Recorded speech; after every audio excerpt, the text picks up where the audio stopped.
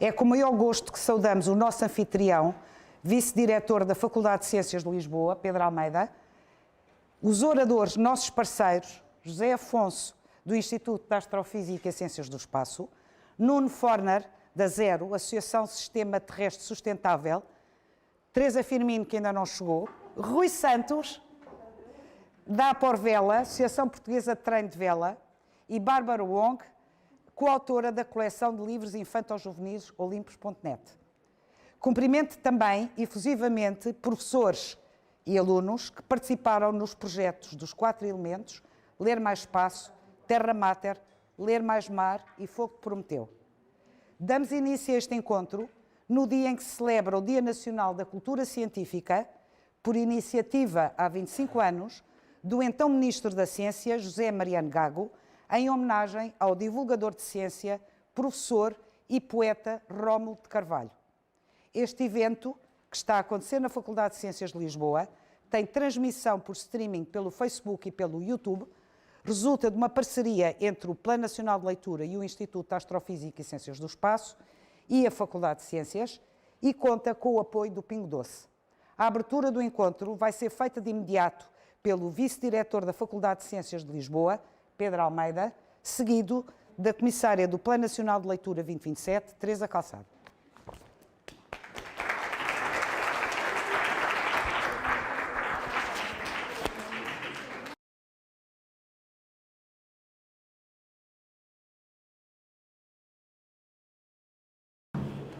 Muito boa tarde a todos, sejam muito bem-vindos à Faculdade de Ciências. É para mim uma honra ter-vos connosco hoje, em particular os colegas do Plano Nacional de Leitura e as pessoas que divulgam ciências neste país, em particular a Teresa e outros. A Faculdade de Ciências é uma instituição que tem como objetivo, como todos vocês sabem, criar ciência, cada vez mais e melhor ciência, e tem um objetivo adicional que é muito importante e que nós temos tentado acarinhar cada vez mais, que tem a ver com a passagem deste conhecimento científico às gerações mais novas. Isto porque nós acreditamos muito fortemente que uma sociedade que é democrática e que é bem esclarecida do ponto de vista da ciência é uma sociedade melhor, e as crianças que estão aqui connosco, em particular, devem ser veículos dessa melhoria que todos procuramos. Portanto, para nós é ótimo ter esta parceria. Nós faremos tudo o que estiver ao nosso alcance para continuar a acarinhar esta parceria com o Plano Nacional de Leitura, porque achamos que, para além de ler, saber ciência é uma coisa que, nos tempos que correm, no futuro, cada vez mais vai ser preciso. Eu estava ainda há bocadinho a falar com o José Afonso e estava-me a lembrar dos tempos em que era rapaz e andava no liceu, como muitos de vocês que aqui estão sentados, e, curiosamente, os livros que mais me chamavam a atenção, na altura, eram justamente os livros do espaço. Porque, de alguma maneira, eu achava aquilo tudo muito impossível, era estranhíssimo ver pessoas que conseguiam compreender aquelas coisas, porque eram coisas que estavam longe, que a gente não conseguia ver, e, portanto, tudo aquilo cativava a minha imaginação para coisas diferentes, mundos estranhos, e eu tenho certeza que foi muita dessa leitura que eu fiz na altura que me trouxe até aqui e que me trouxe até à ciência. Vocês devem saber, provavelmente, eu sou professor aqui nesta casa há muitos anos, e com grande gosto. A leitura em si mesma é um ato que nos permite um recuo que nós, nesta altura, talvez tenhamos dificuldade em ter. Uma coisa que nos demora algum tempo, numa altura da vida que todos achamos que é demasiadamente rápida, em que as coisas acontecem todas aos atropelos, mas em cima das outras. E, portanto, desse ponto de vista, é uma coisa saudável, na minha opinião. É algo que eu tento dizer aos meus filhos e, portanto, não vejo razão nenhuma para que não possa dizer-vos a vocês que estão aqui sentados. E, portanto, leiam o mais que puderem. Isso dá-vos alguma capacidade de ter tempo para perceber as coisas, que o livro não se vai embora imediatamente quando eu carrego no ecrã e mudo para a página seguinte, ele continua ali. Vocês podem voltar atrás, podem voltar a ler, podem tomar notas, podem fazer trabalhos, como eu sei que alguns de vocês fizeram. E, portanto, eu acho que o investimento na leitura é cada vez mais quase um desígnio nacional, porque as pessoas têm perdido o hábito de ler. As gerações mais novas, por várias razões, têm perdido o hábito de ler. Esta é mais uma das razões pelas quais a Faculdade de Ciências deve e vai continuar a apoiar esta relação com o Plano Nacional de Leitura, em particular através do Instituto de Astrofísica e Ciências do Espaço, mas todas as outras maneiras que nós conseguirmos pôr em marcha. Dou-vos as boas-vindas mais uma vez, espero que gostem desta tarde que vão passar aqui connosco e que levem daqui mais um bocadinho do bichinho pela leitura, que de certeza vai ser muito útil para o vosso futuro. Muito obrigado a todos, muito obrigado aos parceiros por esta oportunidade. Eu sou Teresa Calçada e sou do Plano Nacional de Leitura 2027. Estou aqui em nome do Plano, bem como várias colegas minhas, e quero testemunhar-vos, a vocês alunos, a vocês professores e aos parceiros desta jornada, o gosto com que o fazemos. Um gosto que vem de juntar, como o professor aqui disse, a ciência e a leitura. Para saber ciência é preciso saber ler. Saber ler possibilita-nos informação, conhecimento, e é da prática continuada, do treino, de formular várias interpretações, várias hipóteses, que nós conseguimos naturalmente compreender muitas coisas do mundo que nos rodeia, a começar por nós próprios e pelos outros, mas também a conhecer e a respeitar a ciência. Estou a dizer mal? A respeitar a ciência, dizia-vos. Queres que eu pegue? A respeitar a ciência porque desde tempos muito antigos, que umas vezes mais separado, outras vezes menos separado, o conhecimento filosófico, o conhecimento literário, o conhecimento poético, o conhecimento científico eram uma bola de saber, como os 4 elementos que aqui vocês foram convocados a trabalhar e a pensar. É assim que o conhecimento se tem feito e é assim também que nós vamos, ao longo dos séculos e séculos, estou a falar da antiguidade grega, da antiguidade romana, podia falar da Ásia Antiga, tudo isso junta aqui aquilo que vêm sendo as hipóteses, umas vezes confirmada, outras vezes negada, porque a ciência vive da dúvida e não da certeza, porque a ciência precisa de tempo para se fazer, porque tudo isso implica ler, ter competências de leitura e de escrita, para escrever sobre a história, para escrever sobre a ciência.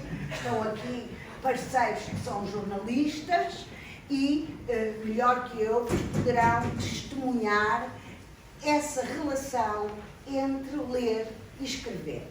Mas tudo isto assenta numa premissa fundamental, que é a curiosidade. Há que ter vontade de saber, desde pequenos, e nós, de algum modo, estamos aqui a fazer esse papel de pombo-correio, a dizer-vos que é possível ter curiosidade, que é possível realizar projetos, que é possível produzir produtos, passe a repetição, que é possível divulgar o que fazemos, falar sobre isso, um falar hoje que é um falar com imagens, um falar com palavras, um falar em papel, um falar em digital. E é essa curiosidade, esse interesse que motiva os cientistas, os pensadores, os artistas, todos vocês, todos nós. É assim, naturalmente, por isto mesmo, que alguns dos que estão aqui hoje hão de ser aqueles que amanhã estão neste papel, hão de estar aqui na posição deste professor desta universidade a dizer: tenho muito gosto, meus alunos, bababá, que é, no fundo, uma curiosidade que veio de quando começa a despertar em nós o interesse por algumas áreas do saber. E esse interesse, em tempo em que vocês têm muitos ecrãs, em que se lê de muitas maneiras, não tem necessariamente que deixar de se ler com livros de papel, com livros noutros formatos, mas com livros. E foi isso que nós tentámos, a Cristina, que organizou este projeto, ligando a água, o ar, o fogo e o espaço, que tentou exatamente mostrar-vos que era possível reunir todas estas ferramentas que nos permitem pensar, que nos permitem criar e que têm um suporte como se fosse de betão, como se fossem os pilares do saber, o ler e o escrever. Eu tenho, portanto, um gosto acrescido por poder ter aqui, por vos poder ter aqui, por poder estar aqui convosco, senhores professores, caros colegas, alunos, parceiros, muito gosto, porque eu não sou professora já há muitos anos, mas eu fui professora de filosofia e para os que já têm a experiência da filosofia, sejam grandes ou pequenos, porque a filosofia devia ser para todos, para crianças, para médios, para grandes, tenho um grande gosto, dizia-vos, em poder aqui mostrar e receber de vocês a prova de que a curiosidade, o conhecimento, a ciência e a literatura, que não é só ler, é ler literatura, podem estar unidas e ser parceiros de confiança, parceiros de futuro, como nós, os parceiros que estamos aqui hoje, tentamos fazer para a nossa e vossa alegria, creio. Muito obrigada. Então, tirar isto. Muito boa tarde a todos. Bem-vindos à Faculdade de Ciências, não é? E eu vou falar muito rapidamente sobre o universo. E vou passar mesmo a correr, está bem? E, portanto, vocês, se quiserem saber mais, depois têm que cá voltar para saber o resto, está bem? Ora bem, isto é essencialmente a astronomia da próxima geração, ou seja, da vossa geração, está bem? O que é que vocês vão poder fazer se quiserem estudar o universo? E temos aqui 6 tópicos que durante os próximos anos vão estar na berra. Portanto, é isto que os astrofísicos vão estar dedicados durante os próximos anos. Marte. Muito bem, Marte. Vocês podem ver que neste planeta, Marte, não é na Terra, mas também vêm aqui umas nuvenzinhas. Isto é uma das descobertas mais interessantes dos últimos anos, é que Marte tem água, na sua atmosfera, tem água, há indícios que tem água também no solo, embora não se consigam descobrir rios nem nada para já, e, portanto é possível que exista mais água, mas no subsolo. Mas hoje em dia é uma das questões mais importantes para resolver. O que é que existe na atmosfera de Marte? E nós temos observações que permitem perceber onde é que está, o que é que está nesta atmosfera e, em particular, a água. A água não é simplesmente, então, uma característica da Terra, é também de Marte, mas é também, por exemplo, nas luas de Saturno, em particular em Titã, que é uma das grandes luas de Saturno, pensa-se que existem mares de água no subsolo. Okay? E, portanto, isto é muito importante. Porquê? Porque a água, nós continuamos a associar a água à vida.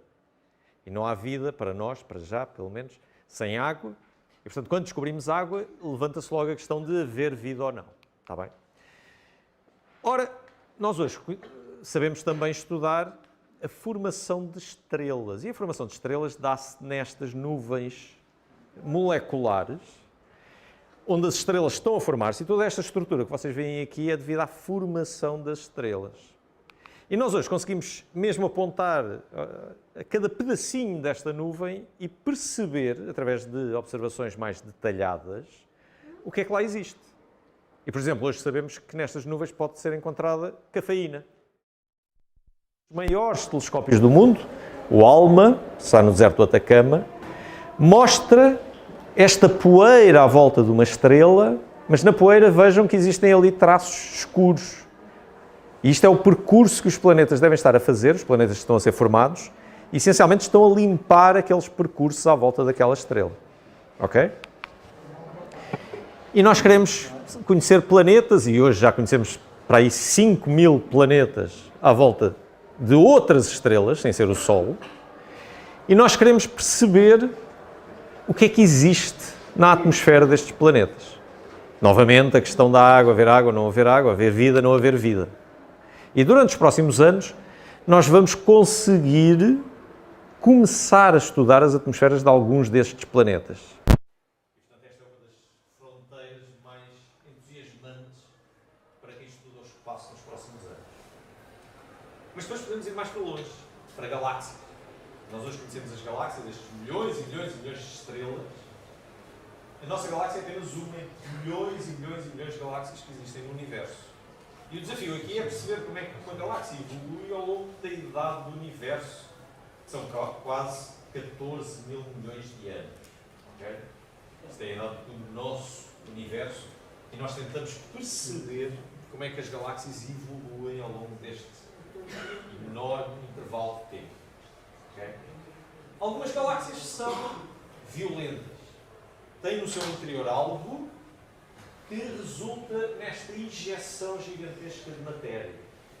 Nós hoje pensamos, no centro desta galáxia, que existe um buraco negro gigantesco que está associado à galáxia, de alguma forma, mas que vai engolindo material no centro da galáxia.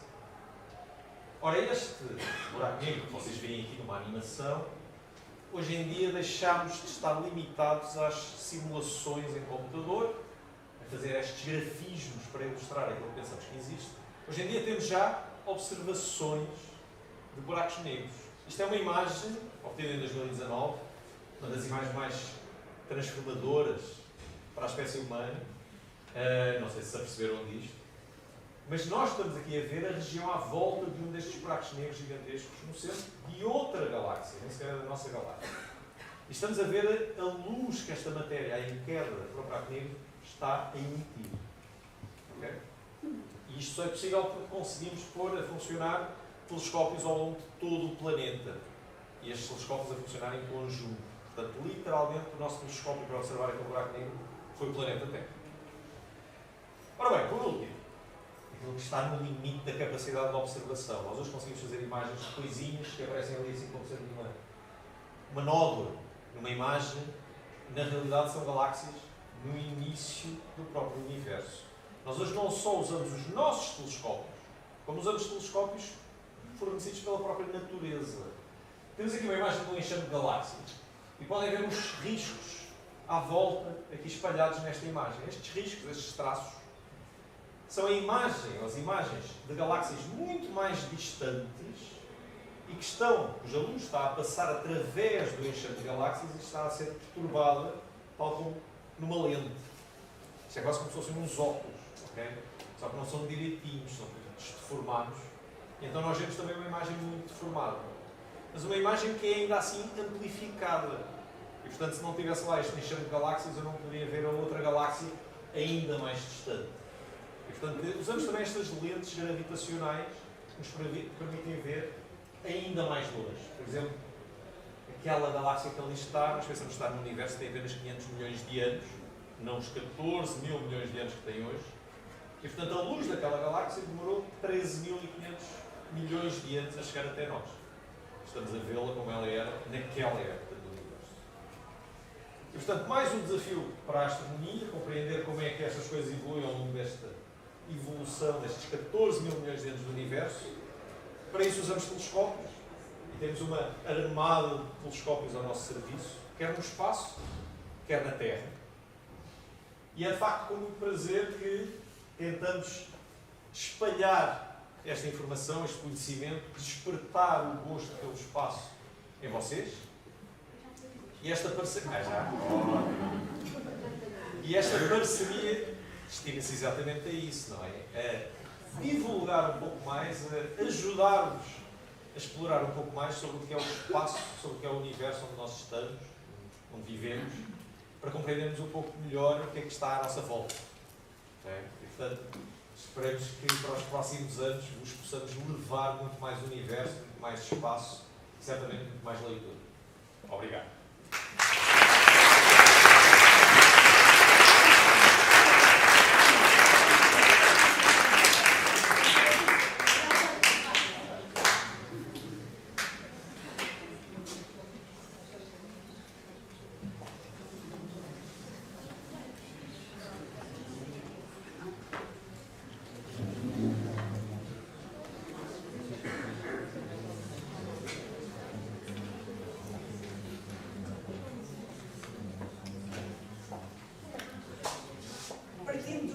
fantástica lista de sugestões de leitura científicas e literárias, o projeto Ler Mais Espaço tem como propósito criar objetos tridimensionais ou digitais e escrever uma história ou um texto científico em que esses objetos sejam os protagonistas. Vamos agora assistir ao vídeo mix com os projetos Ler Mais Espaço realizados em 2020 e 2021 pelo agrupamento de escolas Serafim Leite, pelo agrupamento de escolas Gualdim Pais, olá, pelo agrupamento de escolas Dom João II de Sintra, não estão muito efusivos, pelo agrupamento de escolas Gil Vicente, pelo agrupamento de escolas Silva Correia, aí sim, e a razão para ver muito barulho, e a escola de Alvaiazes de Leiria, que eu penso que não está presente.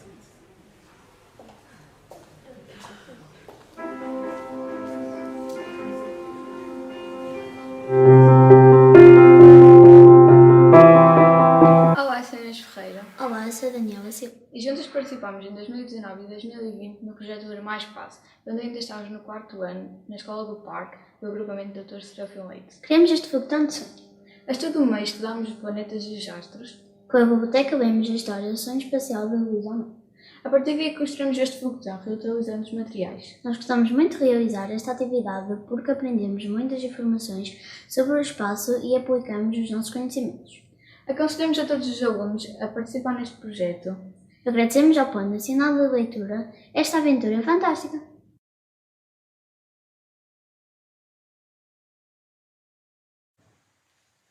Boa tarde, nós pertencemos ao agrupamento de escolas Dr. Serafim Leite e em 2020 decidimos participar na iniciativa Ler Mais Espaço com um projeto denominado Um Olhar Infindável. Para a sua concepção, partimos de um livro da coleção Gênios do Mundo, dedicado a uma grande figura mundial, Galileu Galilei. Tendo em conta as aventuras relatadas no livro, inspirámos e decidimos criar uma réplica de um telescópio. Para a sua construção, utilizamos 3 tubos de cartão com medidas distintas para se tornar mais realista, uma lente objetiva e um vidro para a parte ocular. Personalizamos ainda com imagens alusivas ao espaço e à vida de Galileu Galilei. Terminada a construção do telescópio e com o objetivo de nos colocarmos na pele do grande cientista, decidimos testar o aparelho observando a beleza do espaço celestial à noite à luz das estrelas. E estes foram os passos que deram asas à construção do nosso telescópio. Uma marca tão significativa de Galileu Galilei que nos ajudou a viajar no tempo e no espaço.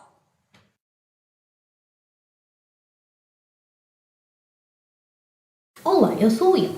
Olá, eu sou a Beatriz. Olá, eu sou a Catarina. Olá, eu sou o Martim. Olá, eu sou a Gabriela. Juntos vamos apresentar como o nosso grupo criou este sistema solar e escreveu o sonho. Nós fazemos parte do 4º ano de Fundo de Vila do agrupamento Serafim Leite e vamos contar como tudo se passou. A estudo meio nós estudamos os astros e o sistema solar. Todos nos pusemos a trabalhar e com a ajuda das nossas famílias criamos várias maquetes, ao todo 17. Depois, com a participação da biblioteca, lemos a história O Homem da Lua, que nos pôs a sonhar.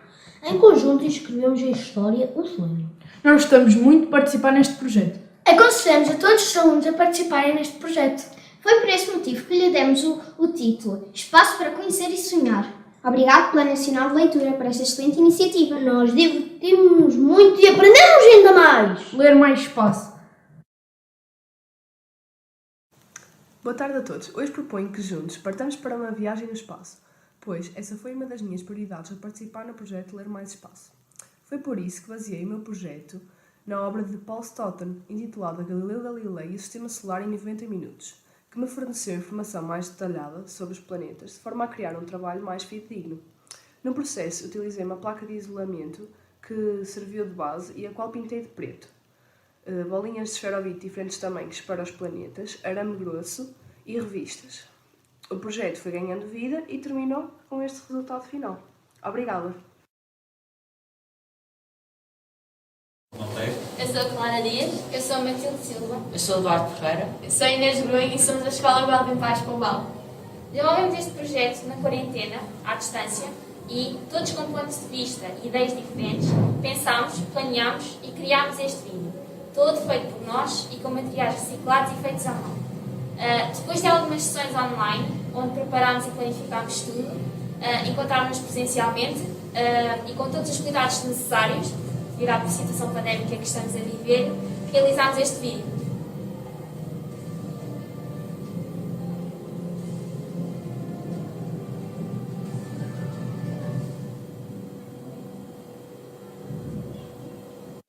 No AEDJ2 de Sintra, viajamos do Sistema Solar às Estrelas, a partir da leitura da obra O Príncipezinho, de Exupéry. Demos vida a uma nova leitura, criando o texto literário O Príncipezinho e os Gritantes, uma amizade do tamanho de um arranha-estrelas. Uma história que nos ensina que o nosso lar é onde nos sentimos felizes, e só nos sentimos felizes junto dos nossos amigos. É possível sentir toda a magia do conto observando a figura tridimensional onde o príncipezinho, na rasga-espaço 0.2, migra pelo espaço ao encontro de um asteroide B902 e aqueles que serão seus novos amigos, os Gritantes, Lantrim e Berlim. Ler Mais Espaço Voar, um trabalho de articulação curricular entre português, EV, ET e educação especial realizado na BE. À volta da escrita criativa, da estrutura, dos mecanismos e dos movimentos. Copérnico, Galileu, Kepler, Newton e Einstein foram alguns dos maiores cientistas do mundo, que em muitos contribuíram para o avanço da ciência e da civilização. Nós, alunos de 5º ano do agrupamento de escolas Gil Vicente, quisemos participar no projeto Ler Mais Espaço. É um projeto que resulta da parceria entre o Plano Nacional de Leitura, o Instituto de Astrofísica e Ciências do Espaço e a Faculdade de Ciências da Universidade de Lisboa. Selecionado o tema Exploração do Espaço, lemos vários textos científicos e livros sobre ciências do espaço. Escrevemos o texto narrativo Misterioso Espaço. Tomamos conhecimento do Arcibo em Porto Rico, do ALMA no Chile ou do FAST na China. Mas apresentámos o mais recente radiotelescópio, O Curioso, construído com trelícias de papel. O nosso projeto resultou da articulação entre a biblioteca escolar, a disciplina de Ciências Naturais, Português, Matemática e Educação Tecnológica. Esperemos que o nosso radiotelescópio dê muito que falar.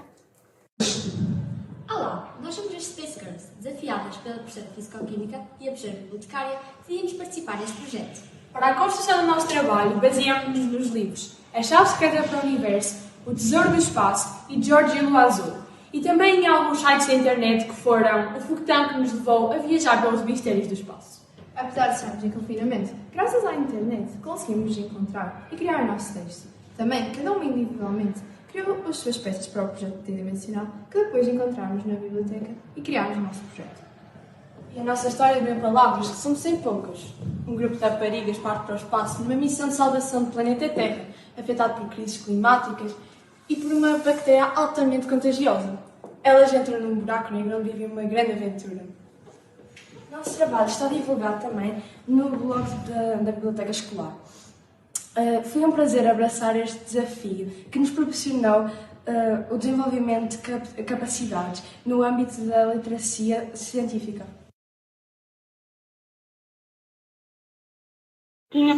Era uma vez um menino que tinha um grande sonho, conhecer o espaço. Este é o início do conto O Incrível Sonho do Menino, que escrevemos a propósito do projeto Ler Mais Espaço. Conta a história do menino que viajou pelo universo, viveu 1000 aventuras e experiências e, ao chegar a casa, olhou o céu e percebeu que nunca mais iria olhar o universo da mesma forma. Fiquei imenso, porque é impossível alcançar os seus limites.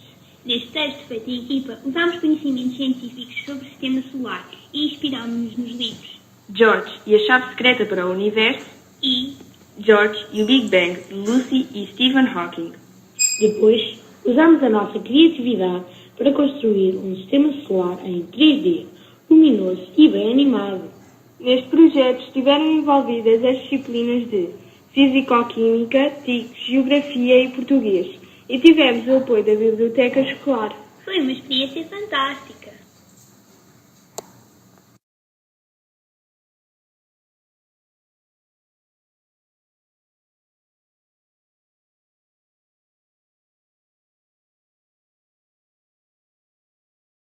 Estava ao gestor do projeto da Zero, a Associação de Sistema Terrestre Sustentável Nuno Forner, que no âmbito do projeto Terra Mata vai problematizar se a sobrevivência do homem está dependente das florestas ou vice-versa.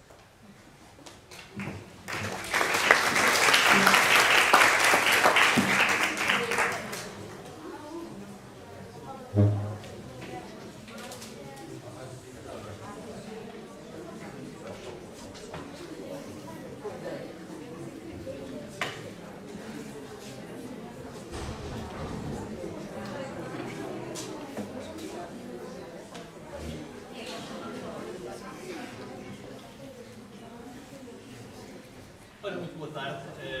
Quero desde já agradecer o convite que foi feito à Zero. A Zero gosta e tem sempre muito gosto em participar em iniciativas deste género. O desafio que nos foi feito foi um desafio bastante ambicioso, enquadrar a intervenção do Terra-Mata, Terra-Mãe, levou-me a vir falar um pouco de florestas. Florestas, não a floresta portuguesa, mas a floresta no seu global no país não, no planeta.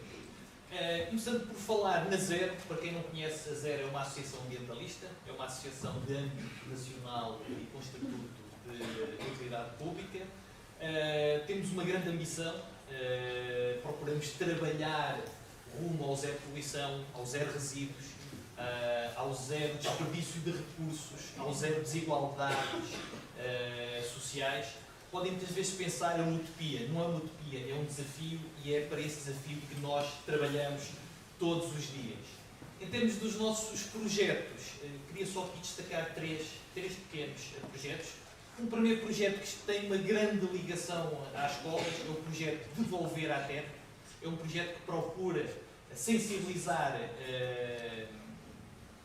os alunos e os cidadãos em geral para a necessidade de termos práticas mais sustentáveis em termos de resíduos, neste caso dos resíduos orgânicos. Existem cerca de 100 escolas que estão a trabalhar neste momento connosco a desenvolver projetos no âmbito da compostagem em meio escolar. Para além disso, estamos a desenvolver um projeto que é o projeto TRIC.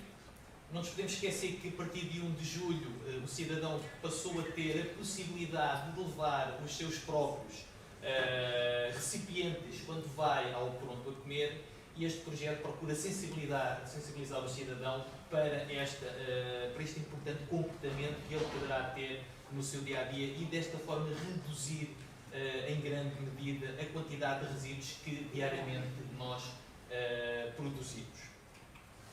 E por fim, um projeto que é o Ecocréditos. O Ecocréditos é um projeto que procura fazer um pouco a ligação entre a sociedade e a conservação dos valores naturais, responsabilizando de forma voluntária o cidadão, assim como todos os agentes económicos. Nós poderemos canalizar fundos para projetos de conservação de valores naturais ao nível desta vasta área que nós classificamos no país como Rede Natura 2000, cujos valores naturais exigem grande investimento da nossa parte como cidadãos.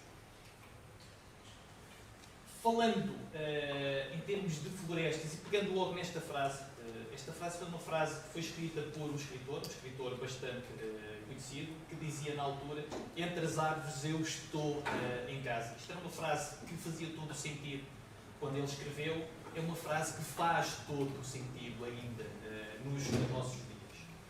E quando olhamos para o nosso planeta, às vezes dizemos que o nosso planeta é um planeta azul, sem sombra de dúvidas, mas tem grandes manchas verdes. Essas grandes manchas verdes, na maior parte dos casos, correspondem a florestas, a grandes florestas. Podemos falar das florestas tropicais na Malásia, na Ásia, podemos falar na Amazónia, que é aquela que nós falamos sempre muito. Podemos falar no Cerrado, uma floresta que hoje em dia começa a ser muito falada, é uma floresta que não está protegida.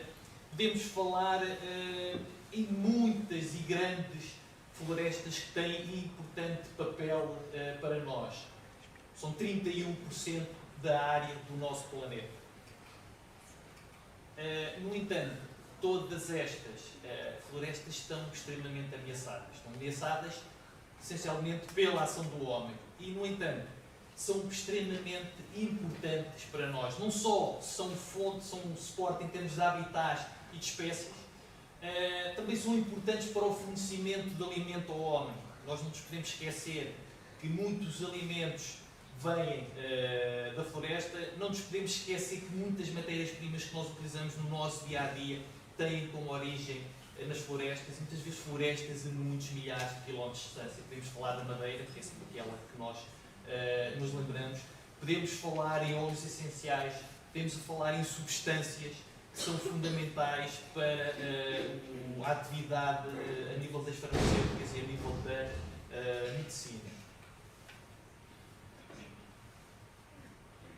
Não nos podemos esquecer que cerca de 80% da biodiversidade a nível do planeta está nas florestas, nestas grandes florestas. No entanto,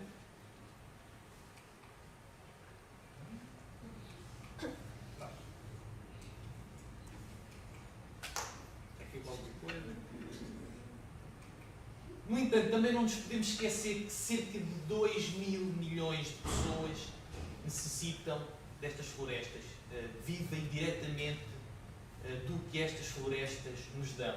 Contudo, tendo em conta esta importância, não só para a biodiversidade, não só para a humanidade em geral, existe um número que é assustador. Cerca de 129 milhões de hectares de florestas foram destruídos entre 1990 e 2015. É uma área correspondente ao tamanho de um grande país que é a África do Sul. É algo que nós devemos sempre muito refletir. Agora a questão que se coloca é: qual é o impacto que nós, no conforto das nossas casas, temos sobre estas florestas? Muitas vezes florestas a muitos milhares de quilómetros de distância. Até podemos ser um bom cidadão, um cidadão que adora a natureza, que passa horas a fio no sofá a fazer zapping, a ver aqueles fantásticos programas sobre a vida selvagem, mas muitas vezes não temos a consciência que aqueles pequenos comportamentos que nós temos no nosso dia-a-dia têm grande impacto a muitos milhares de quilómetros de distância. Certamente conhecem este simpático primata. Conhecem ou não conhecem? É o orangotango. É o orangotango que vive nas longínquas florestas da Indonésia e da Malásia. É o orangotango que nós sabemos muitas vezes que está ameaçado. Muitos dos cidadãos europeus não têm a mínima noção que ele está ameaçado. Ou se tiverem, simplesmente dizem, é um problema que está a cerca de, se nós contarmos a partir de Lisboa, a cerca de 12 mil quilómetros de distância. É uma deslocação de avião de mais de 20 horas. É muito longe, está longe da vista, está longe do coração. Mas muitas vezes, mesmo assim, nós sensibilizados, fazemos algo que é: vou deixar de utilizar um produto na alimentação, que é um produto que está a promover a desflorestação. Estamos a falar do óleo de palma. Houve muito cidadão que deixou de comer famosas bolachinhas porque elas continham óleo de palma.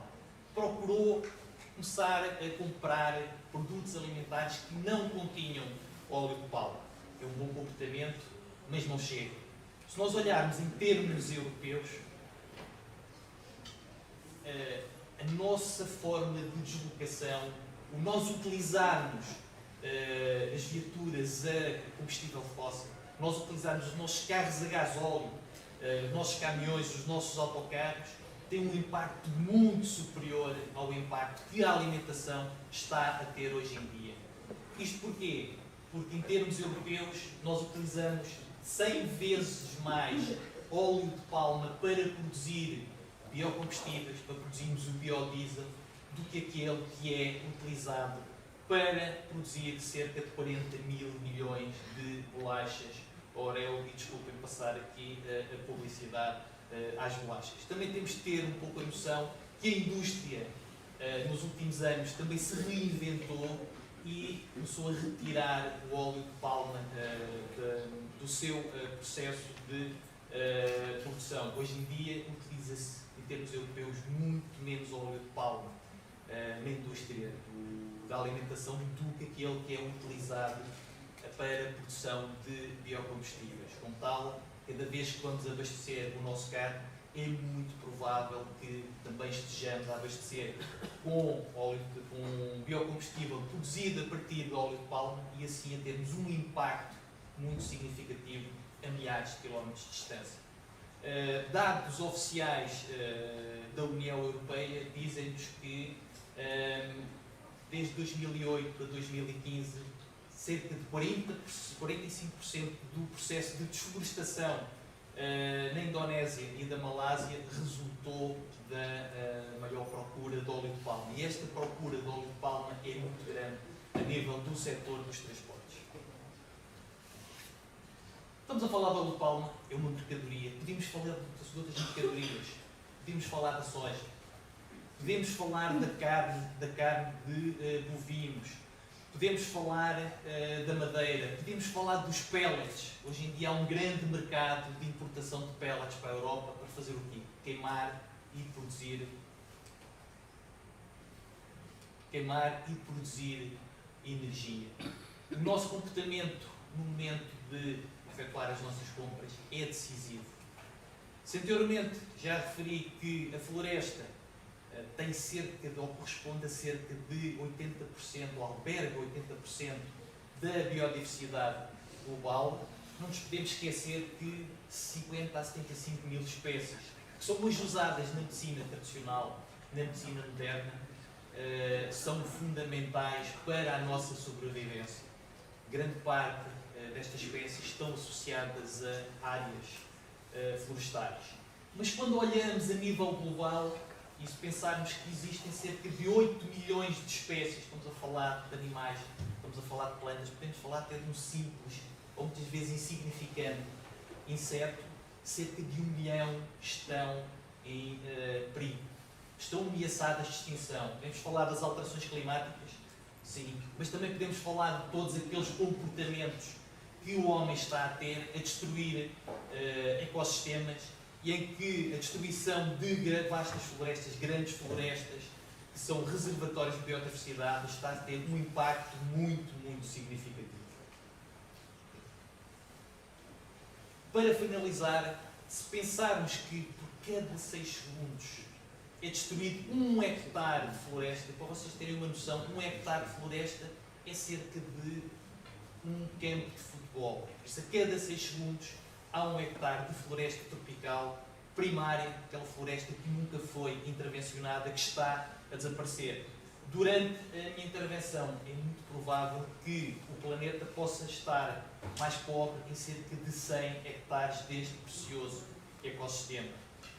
É um dado alarmante, é muito preocupante, mas não nos podemos esquecer que o futuro está nas nossas mãos. Por isso, o nosso comportamento, a nossa alteração de comportamento, a nossa atitude, passarmos de uma atitude passiva para uma atitude ativa, fará certamente toda a diferença nos próximas décadas.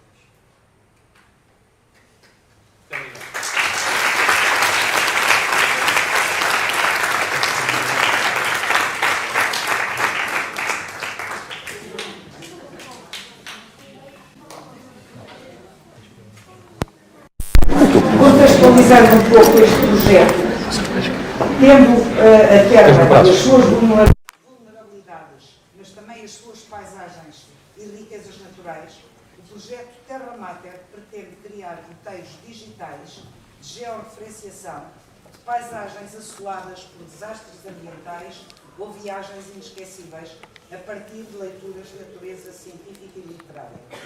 O vídeo dos projetos Terra Mater, que vamos ver, foram feitos pelo agrupamento de escolas Dr. Serafim Leite, ainda não se foram embora, o agrupamento de escolas de Montemoro Novo, Escola Secundária Rainha Santa Isabel, de Estremoz, Escola Secundária Filipa de Viena, de Porto, e o agrupamento de escolas Moinho da Borges, de Odivelas.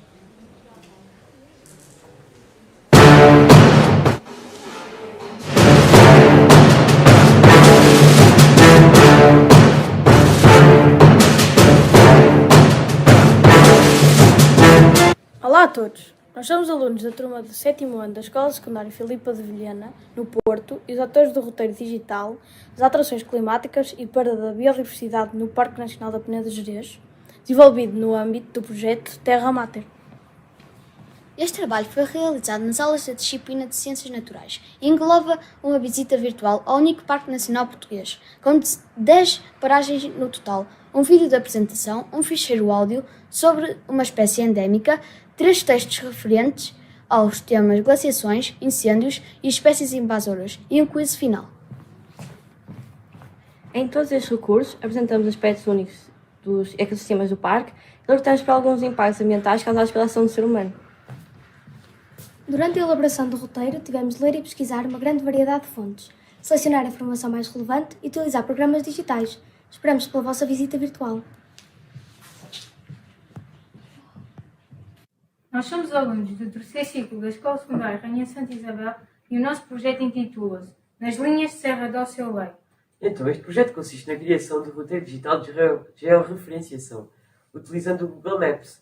Este percurso é de dificuldade média e é muito agradável. Usámos o percurso já conhecido pela escola, o Trio dos Montes. Demos uma recolha de texto sobre a Serra d'Ossa. Trabalhámos vídeos, fotografias, áudio e um quiz. Vamos continuar a trabalhar neste projeto com a criação de uma biblioteca digital sobre as plantas da serra e os seus usos tradicionais. O Trilho dos Montes passa pelo Pinhal da Biodiversidade, o Alto do São Gens, que tem uma subida custosa, mas vale a pena para apreciar a vista panorâmica da serra. Também passa pelo Convento de São Paulo, que é um sítio muito bonito para visitar em família. Venha cá para visitar esta beleza natural. Agradecemos o reconhecimento do valor do nosso trabalho.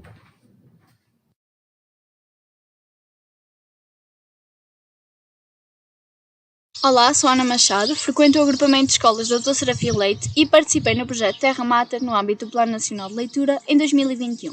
Tendo por base o elemento terra, optei por um tema de veras atual e, simultaneamente, preocupante: as alterações climáticas e a perda de biodiversidade.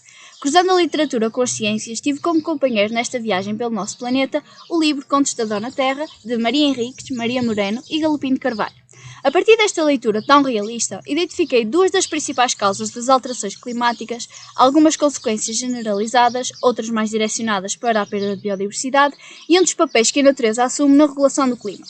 No projeto concebido no Google Earth, em cada marcador, o visitante encontra informações significativas sobre o modo como as alterações climáticas se encontram aí presentes, através de formatos distintos, fotografias, vídeos ou excertos do livro.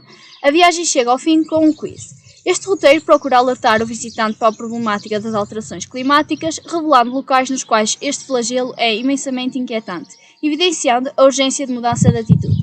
Viagem pela Terra, apreciando cada recanto do nosso planeta que queremos e quero continuar a admirar.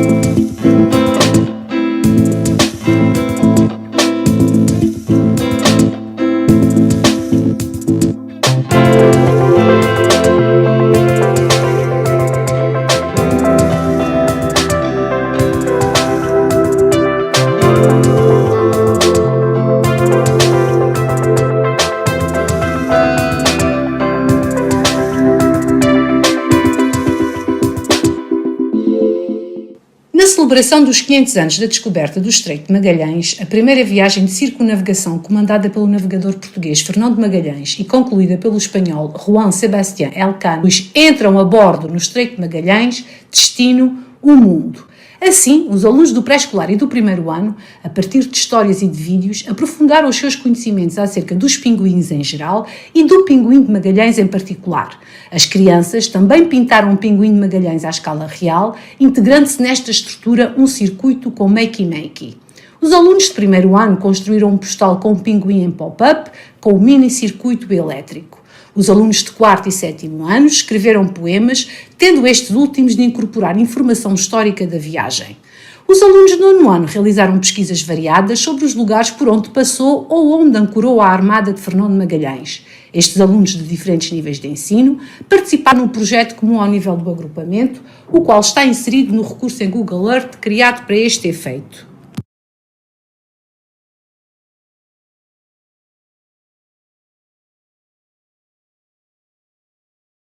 Projeto Ler Mais, Mar em Fundo, temos agora 2 intervenções. A da jornalista de ciência do Jornal Público, Teresa Firmino, sobre o mar no jornalismo de ciência. E apresento o interveniente seguinte, que é o historiador e membro da Aporvela, Rui Santos, que nos vai falar sobre as caravelas para o futuro. Boa tarde a todos. Só dizer que a escola Rainha Santa Isabel é a minha escola. Bom, eu agradeço ao Plano Nacional de Leitura e à Faculdade de Ciências e ao Instituto de Astrofísica poder falar de um assunto de que gosto muito, que é jornalismo e, mais em concreto, o jornalismo de ciência. Como mais ou menos já se deram conta, sobretudo quem acompanha a área do desporto, ou da política nacional, ou da cultura, ou da economia, há muitos tipos de jornalismo. Mas há um outro, que é aquele que me fascina a mim mais e pelo qual eu sinto uma grande paixão enquanto jornalista, que é precisamente o jornalismo de ciência. Também podemos perguntar-nos se este tipo de jornalismo é muito comum em Portugal.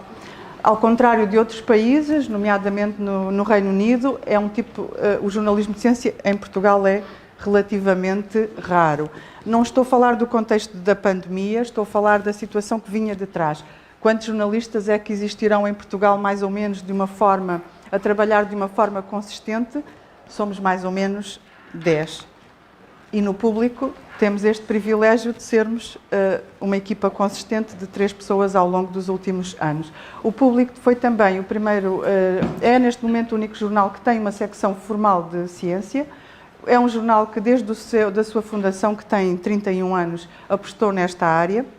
Portanto, ao nível do panorama português, é invulgar. E o que é que um jornalista de ciência faz?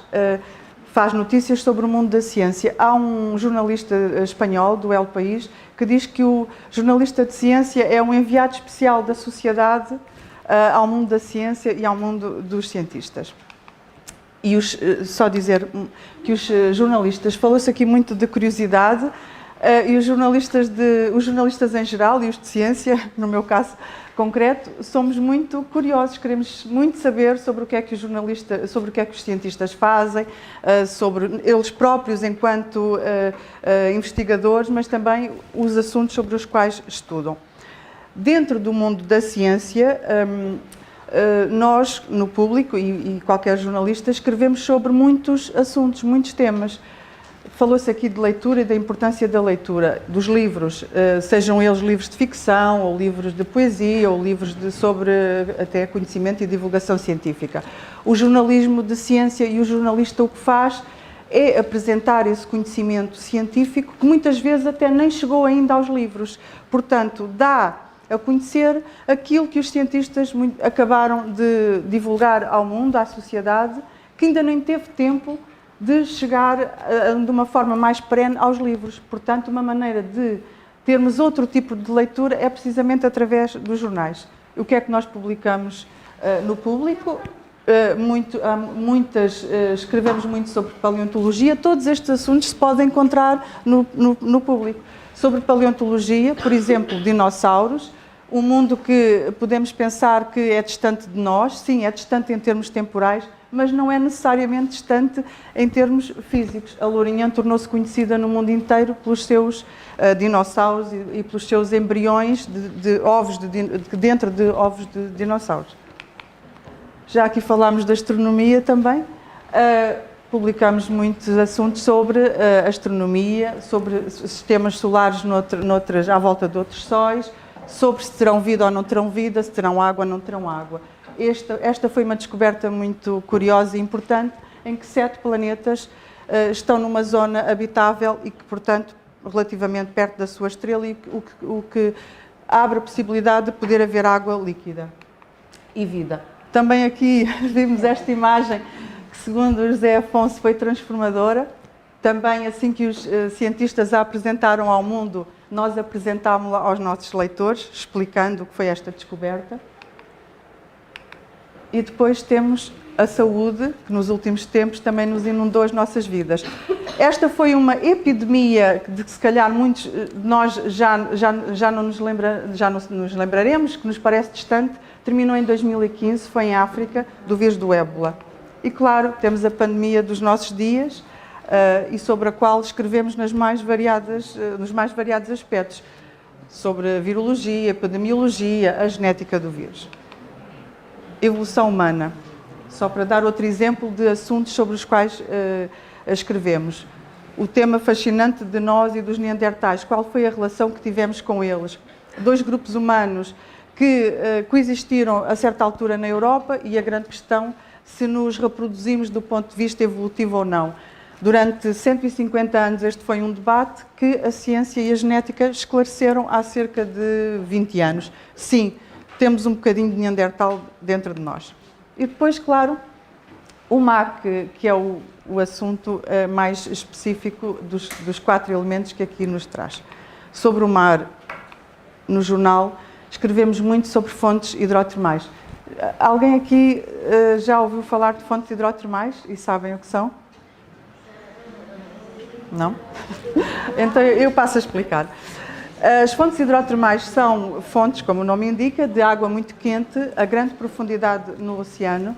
Foram descobertas pela primeira vez, de facto, no Pacífico, em 1977, e nos Açores, em 1992.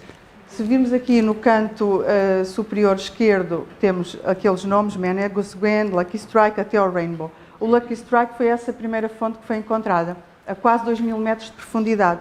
Os Açores estão numa zona em que as placas tectónicas se afastam, cria-se crosta terrestre, é uma crista, chama-se uma crista da dorsal médio-atlântica, e cria-se aqui crosta nova. Por causa disso é uma zona vulcânica e há estas fontes. Uma delas é o Rainbow. Podemos ver, há esta água que vem do interior da Terra, que cria estas chaminés, estas estruturas em forma de chaminé, que libertam aquilo parece fumo, mas na verdade é água muito quente, que traz muitos materiais, muitos metais que precipitam e que nos parece fumo. Porquê é que isto é fascinante? Isto é fascinante, por um lado, porque do ponto de vista da geologia é invulgar. Depois, à volta destas fontes hidrotermais, da geologia é invulgar porque também se formam aqui metais, que já vamos ver porquê. Depois, do ponto de vista da biologia, há ecossistemas também invulgares. Estas fontes, as formas de vida aqui, bactérias e outros micro-organismos, não estão na base da cadeia alimentar, usam como nutrientes estes metais e estes materiais e, portanto, as formas de vida aqui não dependem, não têm como base a fotossíntese, mas a quimiossíntese. Existe nos Açores. Como é que os cientistas costumam explorar estas fontes a grande profundidade? Com robôs, que é o caso ali do que diz, não se chama Argos, aquele é o nome da empresa que fez este robô, estão ligados ao navio e descem a grandes profundidades, recolhem amostras, recolhem água. No outro lado temos o famoso Nautil, que é um submersível francês, que já explorou várias vezes também o Mar dos Açores. Aí, dentro daquele veículo, podem ir 2 pilotos e um cientista. Recolhem amostras, recolhem água, recolhem rochas, fazem fotografias, vídeos. E é assim que nós sabemos o que existe lá embaixo, no fundo do mar.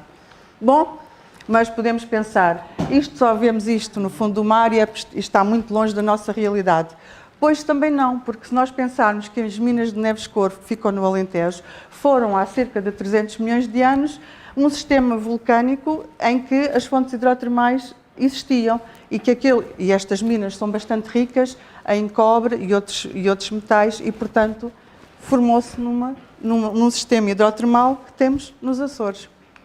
Aliás, há uma grande discussão sobre fazer minas neste momento no fundo do mar. Uma descoberta recente sobre a qual escrevemos, fontes hidrotermais no Ártico. Este campo hidrotermal que vemos ali, também aquela chaminé, chama-se Aurora, e esta notícia tem cerca de um mês. Os cientistas desconfiavam que estas fontes existiam há 20 anos e pela primeira vez conseguiram ter imagens muito pormenorizadas que nós podemos depois partilhar com os leitores. As selvagens. O que são as ilhas selvagens? Ficam no arquipélago da Madeira, são o ponto mais a sul de Portugal, mais perto até das Canárias do que da própria Ilha da Madeira, e também são fascinantes do ponto de vista da biologia. Têm uma grande colónia destas aves marinhas que são cagarras, e é uma zona protegida. E aliás, estas ilhas estão agora a fazer 50 anos da sua proteção. Portanto, podemos encontrar o mar não só em terra, mas também aqui a partir das aves marinhas. Uma última descoberta mais na área da geologia e da geofísica, e neste caso aqui em concreto dos sismos. Vimos que uma equipe internacional que é coordenada por uma investigadora portuguesa que trabalha em Londres, que está a coordenar este grande projeto de colocar sismómetros no fundo do mar, para fazer o quê? Para conseguir, é como se fosse uma ecografia, para conseguir perceber, ter uma imagem tridimensional do manto da Terra. E porquê é que o manto é tão importante? Precisamente porque tem estas plumas, esta ascensão de magma, que provoca sismos, vulcões, permite a formação de ilhas, também a destruição de ilhas e liberta gases. Também escrevemos sobre isto. E para terminar, acho que não passa. Bom, para não nos ficarmos apenas que no mar, como na área da geologia, da biologia, da geofísica, também o mar também nos pode dar outros conhecimentos e outras novidades, no caso, na área da história da exploração do oceano. Para eu ir até às Molucas. A verdade é que ele conseguiu. Foi um dos maiores empreendedores da história. Hoje em dia utiliza-se muito essa palavra do empreendedorismo. Ele conseguiu. Levou 5 barcos. Às Filipinas, às Molucas, já só chegaram 3. O Fernão de Magalhães depois morre pelo caminho. E há um barco que consegue vir desde Timor até Espanha quase sem parar. E é aí que vem o Juan Sebastián Elcano. Mas eles, quando chegaram à Espanha, tinham um problema. Eu agora não tenho a data precisa, eles chegaram a 4 de setembro de 1522, chegaram a Sevilha. Mas no registro deles, do diário de bordo, dizia 5 de setembro de 1522. A primeira viagem ao mundo que algum humano fez, deu-lhes a entender a questão dos fusos horários. Ninguém fazia a mínima ideia de que era preciso retirar horas à navegação. Portanto, como estão a ver, estas viagens antigas, eu não estou aqui a passar isto, também não há problema, revela muito também da técnica. Um GPSzinho, atenção, o nosso GPS, eu fiz há 15 dias uma viagem fui até Sevilha, de barco, e houve uma altura em que eu tinha 15 satélites a darem-me a posição GPS do barco, e tinham um grau de erro de 5 metros. Ou seja, diziam se a caravela, que é este barco que vocês estão a ver, estava aqui, ou ali naquela ponta da sala, ou naquela ponta da sala. 5 metros de erro. Este aqui dizia mais ou menos se eu estava em Lisboa, no Porto ou no Algarve. Mas já era muito bom. Ou melhor, dizia se eu estava em termos de norte ou de sul, porque isto não nos dá a longitude. Ou seja, estes instrumentos são ótimos, mas só nos dão o norte ou o sul. Não nos dão o oeste ou o oeste. Não nos dizem se estamos mais nos Açores ou mais em Aveiro. Mesmo assim, isto eram maravilhas da técnica. Isto era do mais avançado que havia. Eu costumo dizer que a caravela, e esta é a Vera Cruz, é uma espécie de nave espacial do século XV. Assim como nós hoje andamos com naves espaciais à procura de tudo o que há no espaço, no século XV, que nós não conhecíamos o nosso planeta Terra, não conhecíamos o nosso oceano, este era o barco mais avançado que havia. Tem estas 2 velas triangulares, são as piores velas do mundo. São. São. Já ouviste diferente? Diz, então. Essas velas permitem subir só por uma direção, essas velas permitem virar, enquanto as outras não é muito fácil. Pois é, já sabes mais do que eu.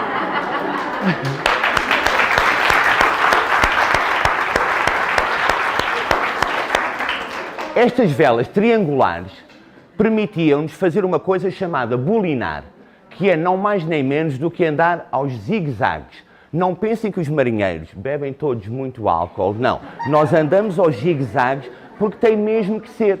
O vento, quando nos sopra de frente para o navio, nós podemos colocar o navio de lado e andamos aos zigue-zagues. Era como se quiséssemos ir de Lisboa ao Porto, mas primeiro tínhamos que ir aos Açores e depois contornar.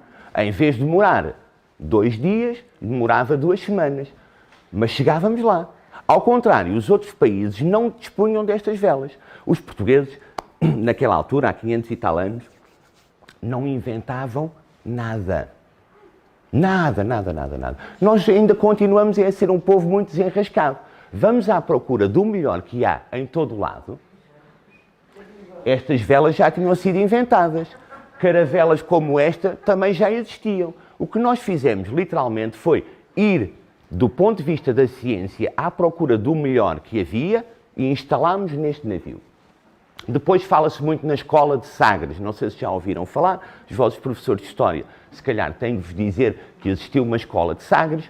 Não era bem de Sagres. Vamos dizer que era uma escola de Lagos, digamos assim. Mas contratávamos... Já ouviram falar na NASA?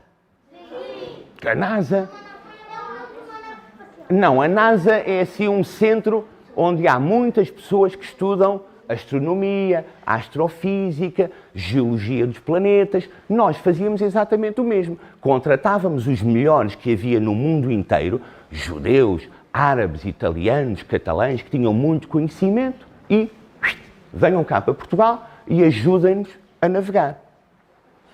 E quando nós navegávamos, não era só porque sim. Quem é que lava os dentes todos os dias? Quantas vezes por dia?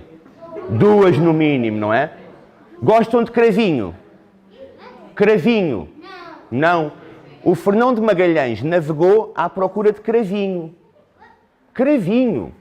E vocês todos usam cravinho pelo menos 2 vezes por dia.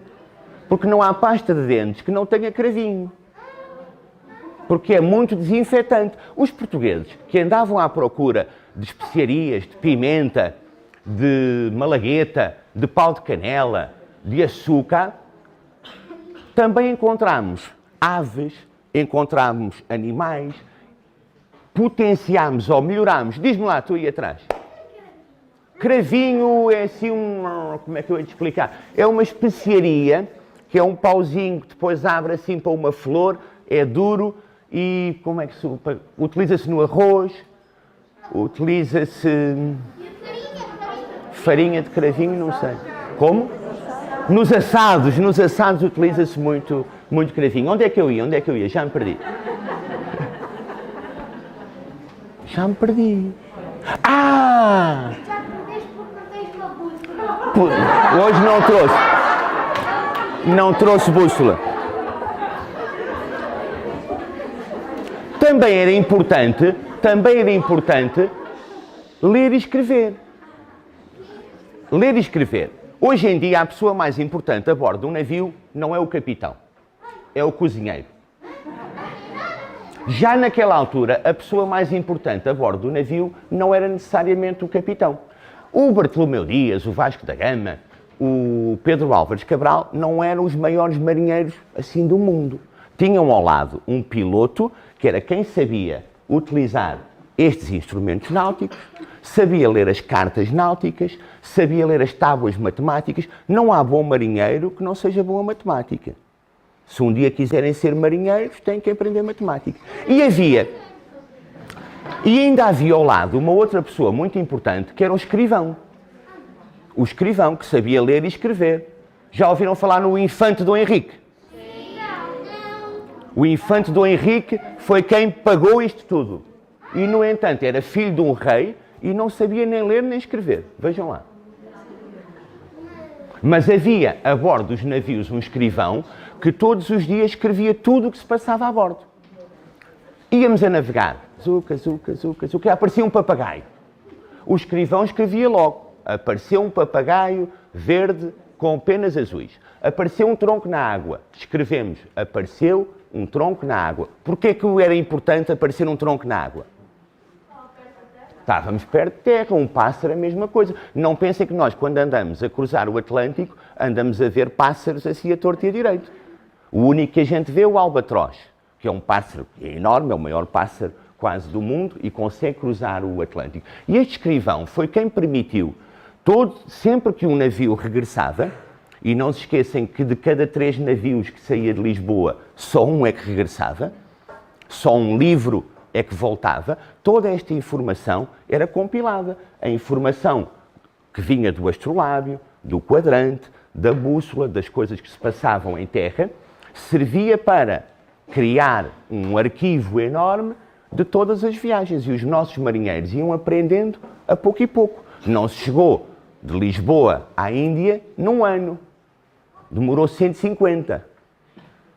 Em várias viagens sucessivas. Foram sempre descobrindo novas coisas. Mas hoje, aqui está o quadrante, aqui está o astrolábio, a bolina, já vos expliquei, andar aqui aos zigue-zagues, e hoje em dia há coisas novas. Este é um amigo meu, é um grande maluco. É o Francisco Lufinha.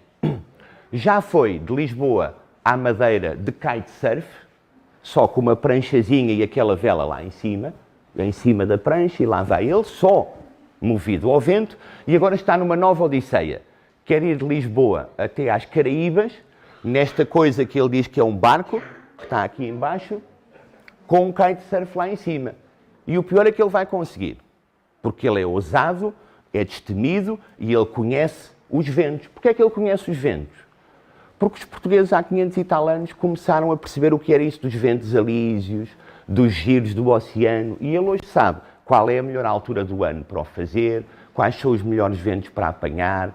Tudo é um progresso da ciência. Mas há mais. Este senhor, o desporto dele é a maluquice. Não, mas ele é velejador e windsurfer, ou kitesurfer. Ele começou pelo windsurf, mudou para o kitesurf, mas ele na realidade é um tipo de destemido.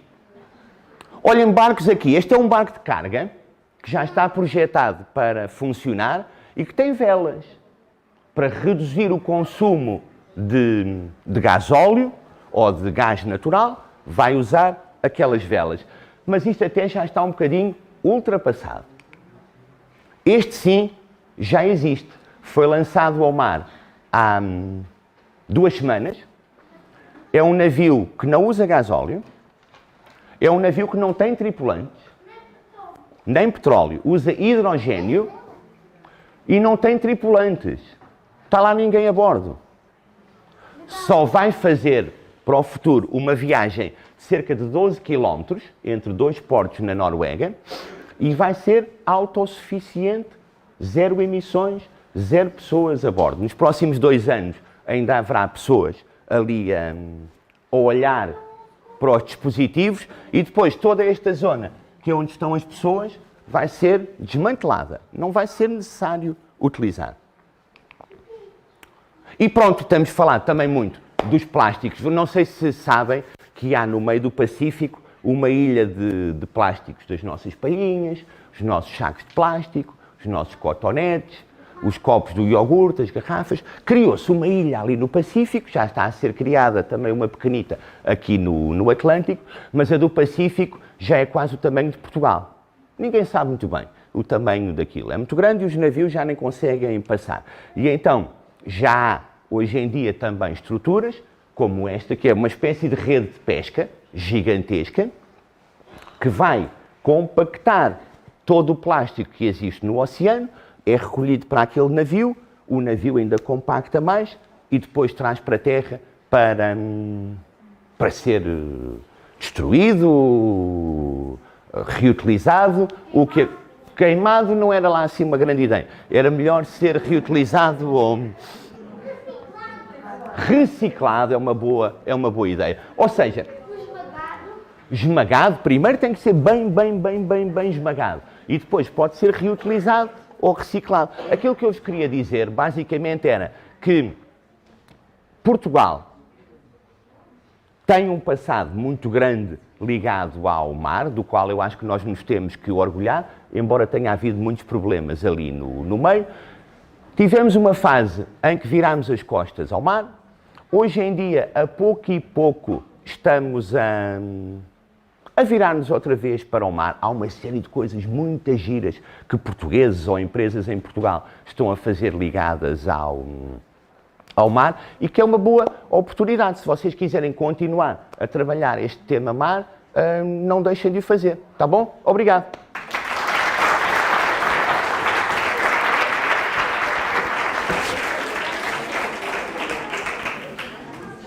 Tudo bem? Muito bem, muito giro.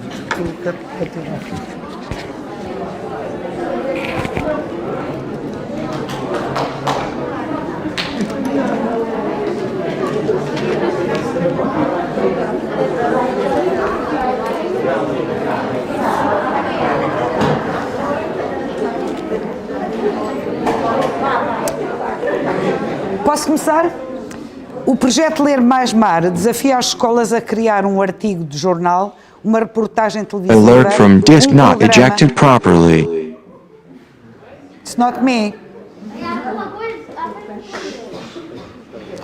Um programa de informação radiofónico ou um documento em vídeo a partir de livros científicos e literários. Ainda com o mar como pretexto, vamos assistir ao vídeo com os projetos do Agrupamento de Escolas São Bruno de Oeiras. Podem fazer barulho. A Escola Dr. Serafim Leite. Escolas Oliveira Júnior.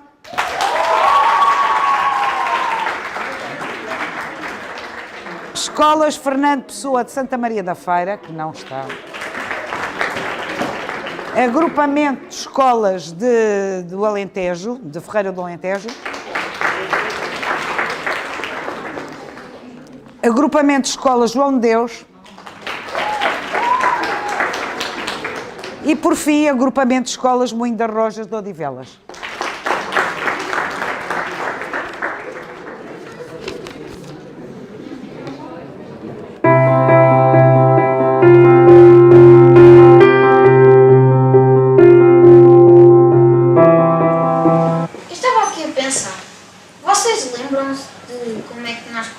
Este trabalho sobre Ler Mais Mar?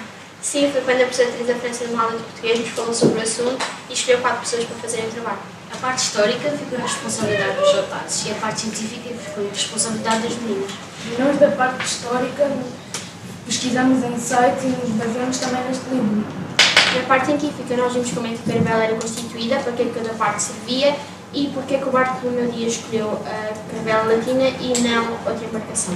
Bem, nós inspirámos-nos nestes 2 livros, da Ulisses e das Nós de Verde Pinho, usámos como referência, mas inspirámos especialmente no livro do Manuel Alegre, As Nós de Verde Pinho. Começámos o trabalho em casa durante o confinamento, tanto a parte teórica como a prática, quando começámos construímos o painel de azulejos. Tivemos a ajuda do professor de História, a professora de Português, a professora de EAT e o professor Fernando. Sentimos-nos muito felizes quando vimos que o nosso trabalho dava nos 6 primeiros e que conseguimos uma visita escolar, uma caravela para a tema toda. O meu nome é Henrique Cunha, tenho 13 anos. O meu nome é André Simões e tenho 13 anos. O meu é Alexandre Lopes e tenho 13 também. O meu nome é Tabarreto e tenho 12 anos. Nós somos autores do trabalho Plásticos Marítimos, Arte, Visão e Ação e somos da Escola de São Bruno. O objetivo do nosso trabalho é alertar as pessoas do perigo do plástico no mar e o nosso trabalho foi inspirado no livro Plásticos Marítimos, uma espécie invasora, de Ana P. Isto tudo começou na disciplina da PE. A setora deu-nos este tema para fazer um trabalho e nós decidimos a forma de o fazer. O Theo queria fazer uma banda desenhada, eu, o André e o Alex queríamos fazer um vídeo e juntámos e fizemos assim trabalho. Boa tarde. Boa tarde. Este ano decidi partir numa aventura, digamos que diferente. A sério, Marlene, nem me dizes nada. Desculpa, Maria, mas não resisti. Ler mais uma era a combinação perfeita. Mas tu vens comigo. Ao menos isso. E em que estás a pensar? Primeiro, é para ti escolher uma obra relacionada com a temática. Já tens uma ideia? Sim. Após consultar a escola literária da Biblioteca acerca do mar, decidi optar pelo Velho Mar de Ernest Hemingway. Excelente escolha, porque deste modo conseguimos cruzar com o assunto atual as ameaças ao ecossistema marinho. Exatamente. E não achas que seria mais interativo fazer um programa radiofónico? Sendo assim, começaremos por escrever um guião em que cada uma de nós interpretará o papel de um locutor de rádio. Posto isto, só temos de pensar quem fará parte do nosso programa. Que tal a Maria da Maná aqui? Muito bem.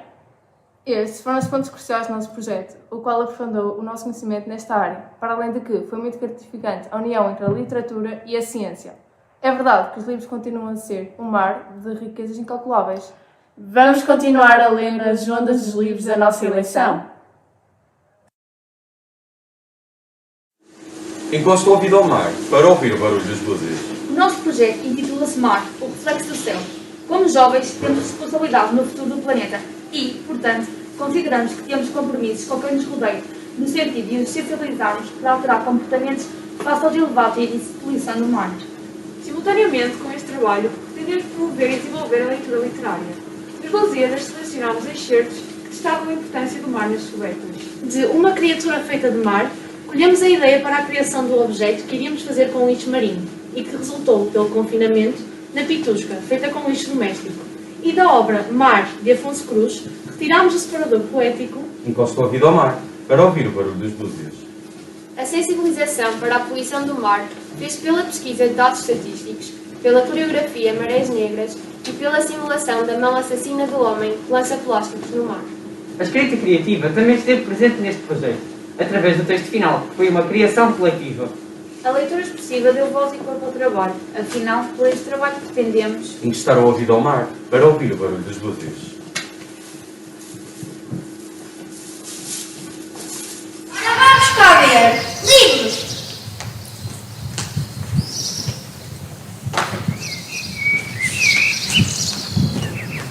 Experiências científicas.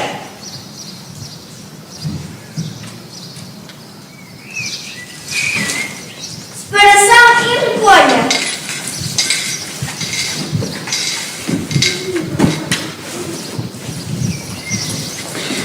Visitas de estudo. Onde? Ao cenário. Pesquisa.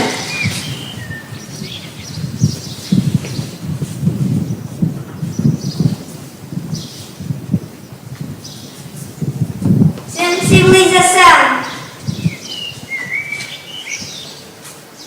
O que queremos?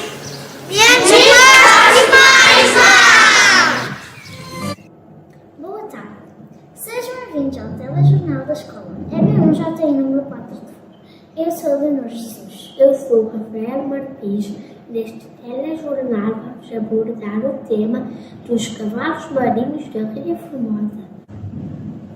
Em 2001, um estudo revelou que a Ria Formosa era a zona de maior densidade de cavalos marinhos do mundo. Mas um censo realizado em 2018 apontou para um decréscimo de 90% daquela comunidade na última década, tornando-a uma espécie em vias de extinção. Há apenas duas espécies de cavalos marinhos registrados em Portugal: o cavalo marinho de focinho comprido e o cavalo marinho de focinho curto. A repórter Ana Rosa está com João Pedro, investigador e biólogo do Centro de Ciências do Mar da Universidade do Algarve, com mais de uma década de experiência nesses animais. Boa tarde. A sua opinião terá levado ao desaparecimento dos cavalos marinhos da Ria Formosa? Boa tarde. Tudo indica que as principais causas são a pesca acidental, a pena ilegal para a medicina tradicional chinesa. O habitat destes seres está a desaparecer, bem como a poluição sonora provocada pelos barcos. O que considera que deve ser feito? É urgente implementar medidas de proteção e conservação. Uma delas é sensibilizar as pessoas para que esta situação, e a outra é a criação de berçários para que haja cavalos marinhos suficientes para colonizar a Ria Formosa. Muito obrigada, repórter Ana Rosa, diretamente do Centro de Ciências do Mar. Obrigada, Ana Rosa. E assim terminamos este telejornal. Obrigado por terem estado connosco. Retalhos de leitura. SOS Oceanos. O projeto Ler Mais Mar, que permitiu trabalhar as diferentes literacias com o pré-escolar, primeiro e terceiro ciclo. Leitura, informação, artes, cidadania. Pela sustentabilidade da vida marinha. Salvar os oceanos está nas nossas mãos.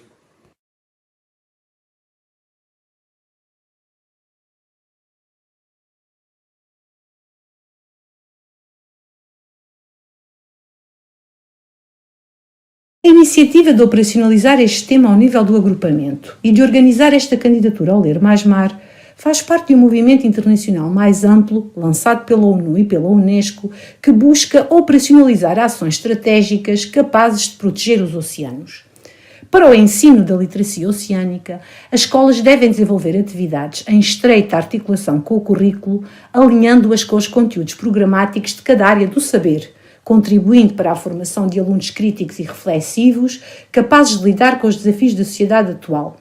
As nossas questões orientadoras são: que plásticos utilizamos na nossa escola, como podemos substituí-lo e ou eliminá-lo, que lixo encontramos nas praias perto de nós, quais as suas consequências nos ecossistemas marinhos e no homem. Pretendemos, aqui neste site, apresentar o conjunto de iniciativas já desenvolvidas no âmbito deste projeto e que continuaremos a desenvolver nos próximos anos letivos. Estas iniciativas estão organizadas em diferentes categorias ou tópicos. Convidamos-vos a entrar no nosso site e a navegar neste mar de saberes.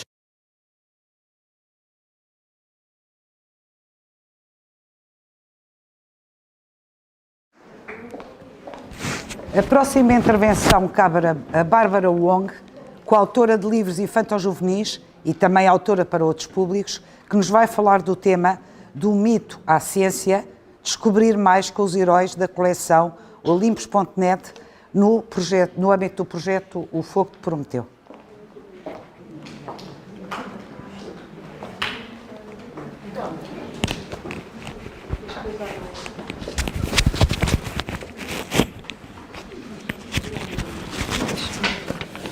Boa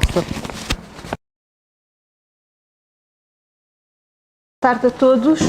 O meu nome é Bárbara Wong, eu também sou jornalista do Público, como a Teresa Firmino, e sou coautora de uma coleção chamada Olympus.net, com uma professora de português, que é a Ana Soares, e que não pôde estar presente porque muitas pessoas acham que os professores não fazem nada e trabalham pouco, mas não é verdade. Portanto, a Ana está nas suas aulas e hoje tinha reuniões, por isso não podia vir. Antes de mais, queria agradecer ao PNL, ao Instituto de Astrofísica e à Faculdade de Ciências esta iniciativa e também o podermos participar nela. Quando nós, eu e a Ana, pensámos em criar o projeto Olympus.net, foi a pensar em vocês, nos alunos, nas crianças e nos jovens a partir dos 8, 9 anos e a pensar no seguinte, que é a antiguidade clássica tem muito a ver connosco, com aquilo que nós somos hoje. E até há pouco, no início, a professora Teresa Calçada falava disso mesmo, da Grécia Antiga, da Roma Antiga. E a nossa ideia era apresentar uma coleção de aventuras em que os nossos heróis são rapazes e raparigas, como vocês, dos dias de hoje, com o mesmo acesso às novas tecnologias que vocês têm, mas que ganham os poderes dos deuses do Olympus. E porquê é que nós pensámos nisto? Porque à nossa volta tudo tem a ver com, de facto, a Grécia Antiga e a Roma Antiga. Por exemplo, na moda, eu vou-vos dar alguns exemplos. Por exemplo, já ouviram falar de umas pulseiras que são a Pandora, não é? Muitas mães têm essas pulseiras e as professoras. Ora bem, Pandora é uma figura mítica da Grécia Antiga e até há uma história que é a Caixa de Pandora, que vocês depois podem ir investigar um bocadinho, que nos conta isso mesmo. Portanto, isso tem a ver muito connosco. Outro exemplo, Vulcano. Há um esquentador lá em casa chamado Vulcano, não é? Vulcano era o deus do fogo, tem tudo a ver com o esquentador, não é? Porque nós queremos é tomar banhos quentinhos. Portanto, tem a ver com o fogo. Há pouco o professor José Afonso estava a falar dos nomes dos planetas. Os nomes dos planetas são nomes de de deuses, dos deuses da Roma Antiga, não é? Júpiter, Marte, tudo isso. Deixem-me cá olhar para a minha cábula para vos dar mais alguns exemplos. A Nike. Quem é que tem sapatilhas da Nike? Ora, Nike era uma deusa grega, que é a deusa Nike, e que é a deusa da vitória. Portanto, quem pensou nesta ideia de chamar a estas sapatilhas Nike foi pensar no quê?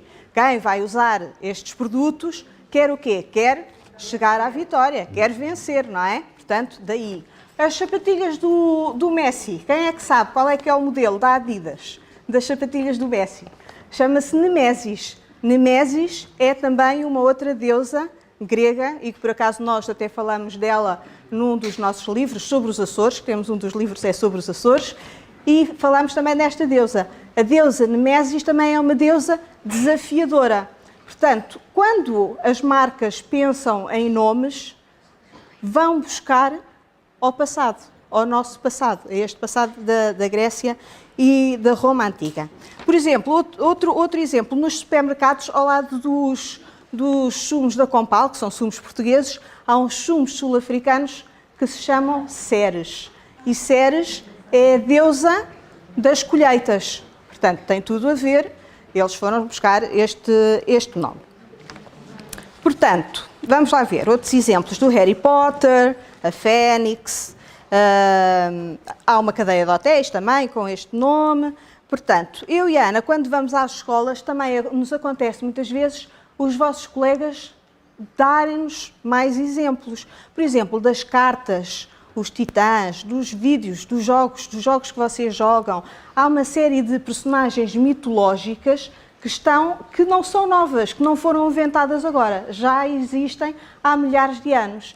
E nós, na ciência, fomos buscar todas essas palavras, não só para os planetas, mas até para órgãos do nosso corpo, como, por exemplo, o hipocampo. O hipocampo é um órgão no nosso cérebro e que parece um cavalo com uma cauda de sereia. E isto era um animal mitológico que os gregos inventaram e que nós, por exemplo, podemos vê-los nas esculturas na Praça do Império, ao pé do Mosteiro dos Jerónimos. Há lá essas esculturas desses cavalos com as caudas de peixes. Nesta nossa coleção, então, o que nós fazemos é mostrar a importância da cultura clássica, não só no nosso dia-a-dia, como na nossa cultura. Por exemplo, há expressões que nós usamos, como o dinheiro não traz felicidade, que é uma expressão que vem de um mito, de uma história que é sobre o rei Midas. Alguns já provavelmente já ouviram falar. Já falei do hipocampo. Isto é o problema de nós chegamos a uma certa idade que precisamos dos óculos para olhar. Pronto, além dos livros que fazem parte do Plano Nacional de Leitura, nós com esta coleção conseguimos também um feito que foi fazer uma parceria com a Rede das Bibliotecas Escolares, que nos permite fazer umas Olimpíadas anuais, as Olimpíadas da Cultura Clássica. Fazemos com a Rede das Bibliotecas Escolares, com uma faculdade vizinha aqui de Ciências, que é a Faculdade de Letras da Universidade de Lisboa, e todos os anos participam centenas de escolas neste concurso, porque é um concurso, desde o primeiro ciclo até ao ensino secundário. E foi assim, na sequência deste interesse pela cultura clássica, que integramos também o projeto, foi um convite também do PNL para integrarmos este projeto ligado mais às ciências.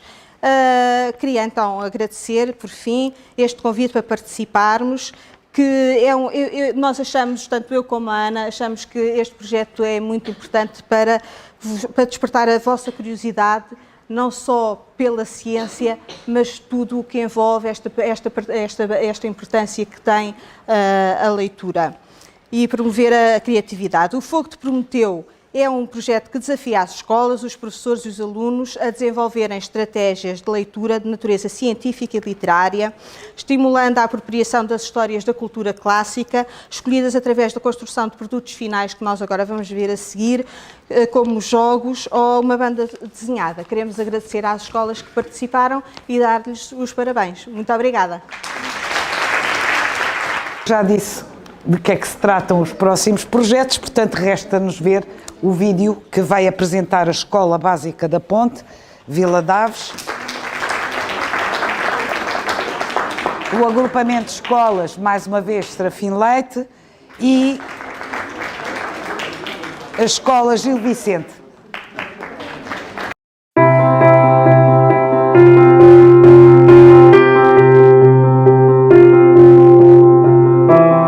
Olá, meu nome é Margarida, eu tenho 11 anos e ando no 6º ano.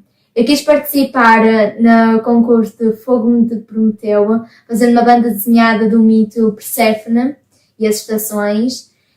Eu gostei muito de fazer esta banda desenhada utilizando a técnica de marcadores e fazendo detalhes com lápis de cor. Contornei com caneta preta e foi muito divertido fazê-lo. Eu gostei do mito de Perséfone porque fala muito sobre o ambiente e os cuidados que temos de ter ultimamente, porque o planeta está a precisar de muito cuidado e todos nós temos de ajudar. Olá, eu sou a Carolina, tenho 13 anos, ando no 8º ano e agora vou falar sobre o projeto Fogo Prometeu, onde eu fiz uma banda desenhada sobre Perséfone, que é um mito. E esta banda desenhada que eu fiz contém 7 vinhetas, onde eu pintei, como vocês podem ver, a lápis, e também as letras eu sublinhei com um marcador fininho, preto, para realçar a letra. Bom dia a todos, sou José Pedro Silva, sou aluno de Artes Visuais e por isso o Fogo Prometeu foi o projeto que logo me chamou mais a atenção. O primeiro passo foi escolher um livro. Eu escolhi o livro ilustrado de mitos, contos e lendas do mundo de Neil Phillip, devido à sua panóplia de contos sobre as civilizações antigas. O próximo passo foi escolher um conto em específico, que não foi tarefa fácil. Decidi afastar-me dos mitos das civilizações romana e grega e aproximei-me mais da civilização japonesa. O que me fez chegar ao conto de A Criação do Mundo segundo a visão da mitologia japonesa. Seguiu-se a criação dos rascunhos e a tentativa de criar uma boa composição entre todos. Estes são alguns dos meus rascunhos. Depois disso, chegou a hora da verdadeira criação. Deste modo, inspirei-me nas pinturas antigas japonesas com cores planas e utilizei um delineado preto nas figuras humanas e na água utilizei pincelas mais fluidas. Esta é a minha criação. Lendas. Narrativas. Da parceria entre o Plano Nacional da Leitura e Olímpios.net surge o desafio O Fogo Prometeu. Quem nunca ouviu falar do Olímpio e dos deuses gregos? Ao longo dos tempos, os heróis da mitologia clássica têm servido de inspiração para obras de arte, obras literárias, filmes, trazendo até nós a cultura e apurando a nossa imaginação. No âmbito da participação neste projeto, nós, alunos do 8º ano do agrupamento de Escola Gil Vicente, selecionamos o episódio da Tempestade para criarmos uma banda desenhada e o respectivo guião. O nosso projeto resultou da articulação entre a biblioteca escolar, a disciplina de português e a de educação visual. Nas aulas de português, lemos e exploramos o texto narrativo. Nas aulas de educação visual, construímos a banda desenhada. E na biblioteca da nossa escola, elaboramos o guião da banda desenhada. Esperamos que o nosso trabalho seja do agrado de todos aqueles que o veem. Quase a terminar este encontro e para animar um ano que foi, diria, diferente, o Plano Nacional de Leitura e os parceiros dos 4 elementos vão oferecer alguns presentes aos participantes. Então, para fechar, o encerramento deste encontro cabe ao José Afonso, do Instituto de Astrofísica e Ciências do Espaço, e à subcomissária do Plano Nacional de Leitura do INSER, Elsa. Agora palmas para mim, não é?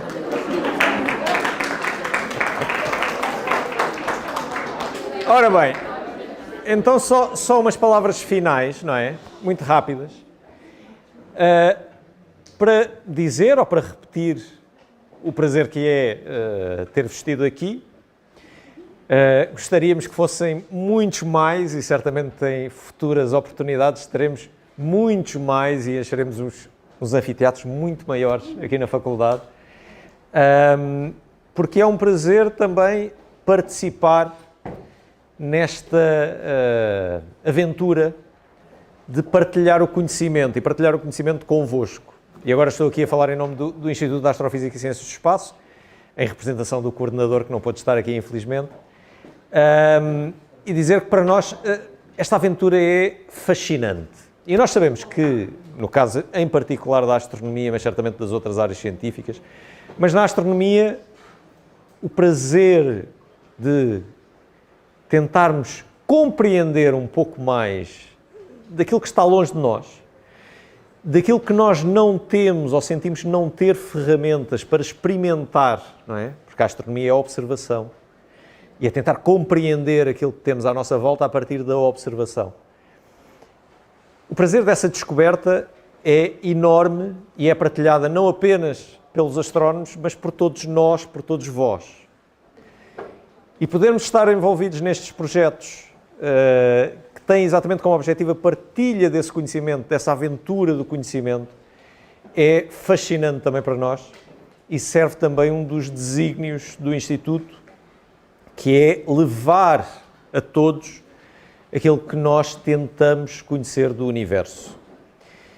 E, portanto, é uma enorme honra também podermos apoiar esta iniciativa e, certamente, durante os próximos anos, estar convosco muito mais e muito mais frequentemente e apoiar-vos naquela que é também a vossa aventura do conhecimento. E, portanto, muito obrigado ao Plano Nacional de Leitura, obrigado às escolas que participaram e aos professores que muito motivaram os seus alunos para estarem envolvidos nestes concursos. E em nome do Instituto de Astrofísica e Ciências do Espaço e também da Faculdade de Ciências da Universidade de Lisboa, desejar-vos as maiores felicidades para o futuro e esperamos ver muitos de vocês aqui num futuro não muito longínquo. Muito obrigado. Olá, boa tarde. Eu prometo ser muito breve. Estamos todos já certamente um bocadinho cansados. Temos um pequeno lanche também à nossa espera. E para não me dispersar, para não demorar muito tempo, eu preparei aqui umas palavras, uma cábula que vou dizer rapidamente para terminarmos então esta festa dos 4 elementos. Os 4 elementos fazem parte de um programa agregador que designamos Ler Mais Ciência, expressão a que gostaria de dar algum relevo no fecho deste encontro.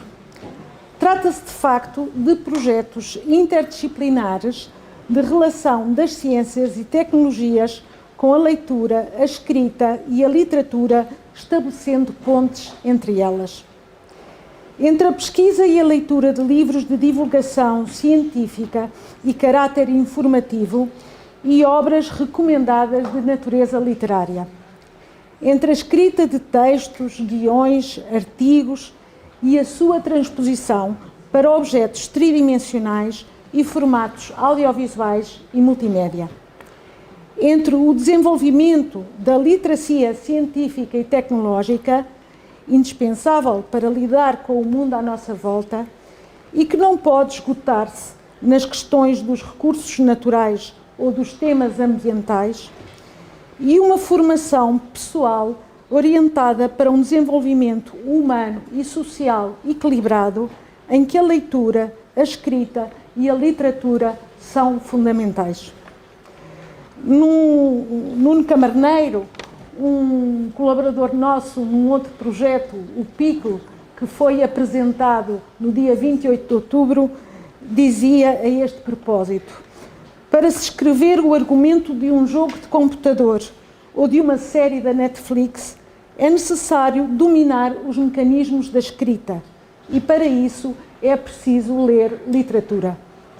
Ser curioso, fazer perguntas, intuir, imaginar respostas e construir narrativas são a base do nosso modo de conhecer, traduzir e experimentar o nosso mundo interior e exterior, a nossa essência humana e humanitária, conferindo um sentido funcional, crítico e atuante face ao mundo contemporâneo, onde não devemos perder-nos ou porque não devemos deixar-nos alienar.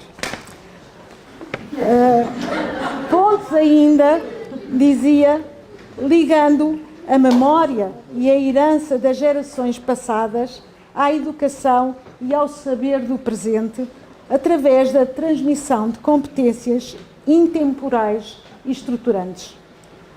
Nuno Camarneiro, que citei há pouco, dizia ainda nesta sua intervenção: não podia haver um Call of Duty sem Homero, um Game of Thrones sem Goya ou Delacroix. No limite, não há Instagram sem Newton ou Einstein.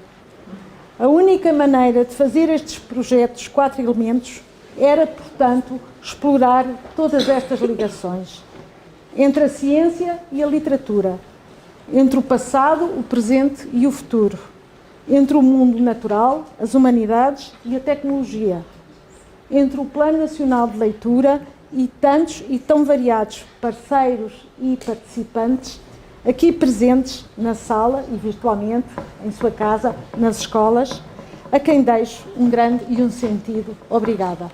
Obrigada e até breve.